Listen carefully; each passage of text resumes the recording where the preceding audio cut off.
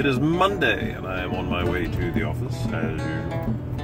And we are nearing the Christmas season. So Christmas shopping is important and something that we are working on. And my son, who is 7, has asked me for a present that I know he's not going to like. So how do I approach this situation? He'd be excited by it, and he wouldn't know that he wouldn't like it. But he's going to put this thing together and play with it a few times and then realize that there's nothing to do with it. Like, I don't know how to describe it. Unlike, let's say this, unlike Legos, this is a kit that you build and then it does one thing and then that's it. Similar to those things you always see, or at least you used to always see, I don't know if you still see them, at the front of toy stores when they're trying to get your attention, where the penguins go up the stairs and then they slide down the slide and then they get in queue to go up the stairs again. Something similar to that, only you build it yourself. So it's not quite a Rube Goldberg, but it's almost one of those perpetual motion machines. So the building of it is going to be a lot of fun, but unlike Legos, you build it and then you're done. There's no modulation to this.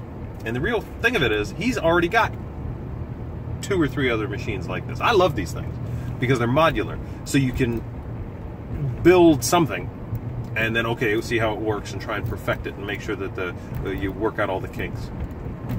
And then you can try, let's stretch it, let's build something else. Let's incorporate other things.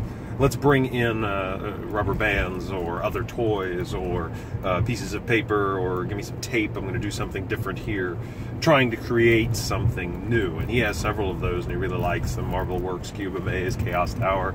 He likes them all very much. This one, on the other hand, when you build it, that's it. You've built it.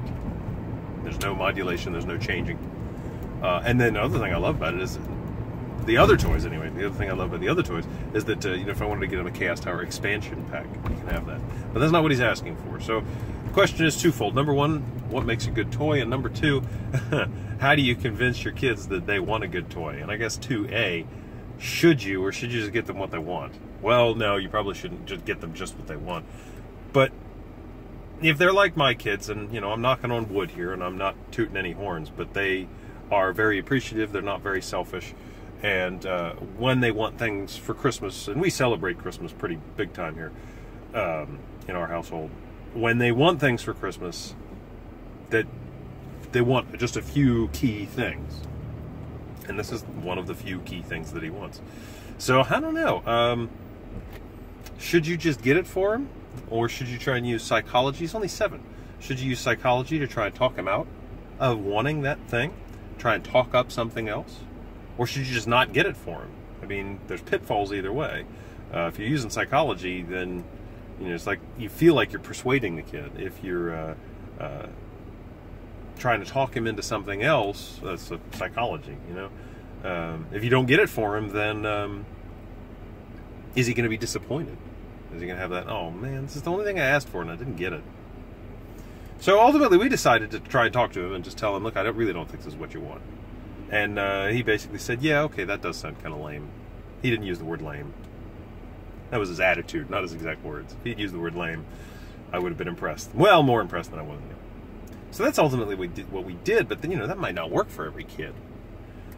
So we're going to get him some expansion packs to one of the other things that he wants. Don't tell him, because you're going to know before you did. But then... I mentioned that it was a kind of a twofold question. Is that what makes a good toy? Like, to me, being a science, math, engineering, technology kid, STEM, yes, STEM, they teach STEM.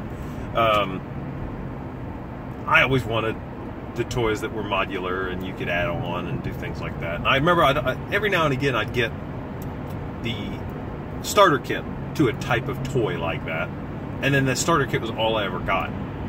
And rather than getting attachments to the starter kit,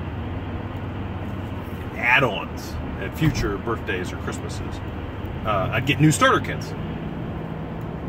And that kind of stunk. Like, I would rather have an absurd amount of one toy, or even just a good amount of one type of toy, than the starter kit to a whole bunch of different toys.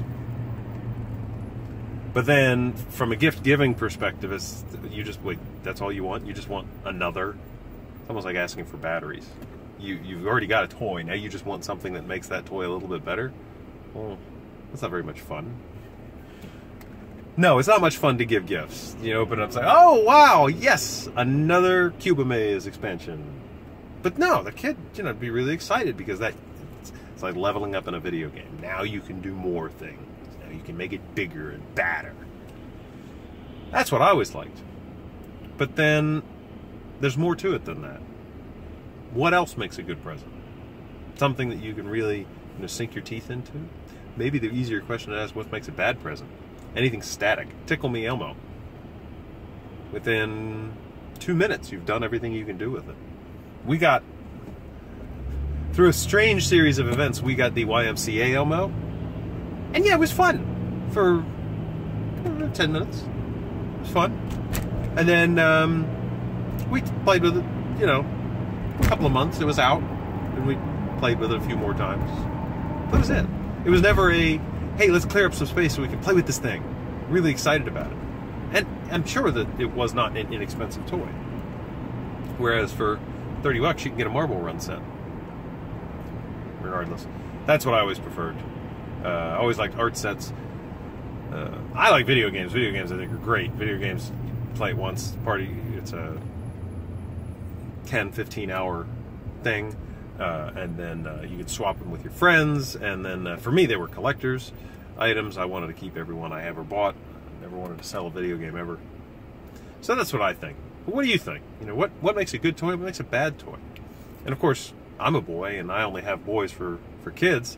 I have no idea what it's like to get toys for girls. Like, for me, toys for girls, same stuff as boys, just a little different, what they're into.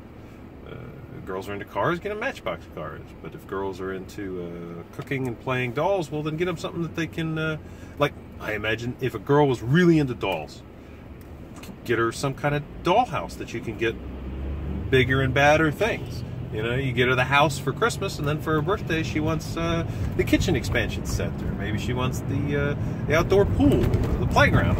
That way she can play with the dolls.